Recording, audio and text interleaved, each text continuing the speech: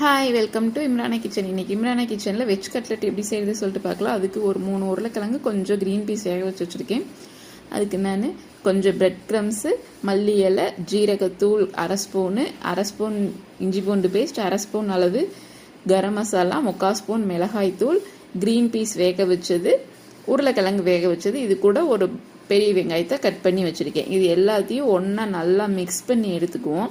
Mix பண்ணி எடுத்துட்டு கொஞ்சமாக ஆயில் ஸ்ப்ரே பண்ணிவிட்டு கையிலையும் எண்ணெய் அப்ளை பண்ணிவிட்டு நல்லா ஒரு நாள் உருண்டையாக பிடிச்சிட்டு அப்புறம் தட்டையாக கட்லெட் ஷேப்புக்கு கொண்டு வந்துடலாம். கொண்டு வந்ததுக்கப்புறம் இந்த மைதா மாவு கொஞ்சம் கரைச்சி வச்சுருக்கிறேன், கொஞ்சம் திக்காகவே கரைச்சி வச்சுருக்கேன். அதை எடுத்து 2 பக்கம் நல்லா கோட்டிங் வர்ற மாதிரி கோட் பண்ணிவிட்டு அதுக்கப்புறம் அப்படியே எடுத்து பிரெட் க்ரம்ஸில் நல்லா கோட் பண்ணி இதே மாதிரியே எல்லா மிக்ஸையுமே, அதாவது எல்லா உருளைக்கிழங்கு மசாலா எல்லாத்தையுமே கட்லெட் ஷேப்புக்கு கொண்டு வந்து வச்சுருவோம். இந்த மாதிரி எல்லாமே ரெடி பண்ணியாச்சு. அதுக்கடுத்து நல்லா எண்ணெய் காய விட்டுட்டு ஒன்றா மெதுவாக போட்டு எடுக்கணும்.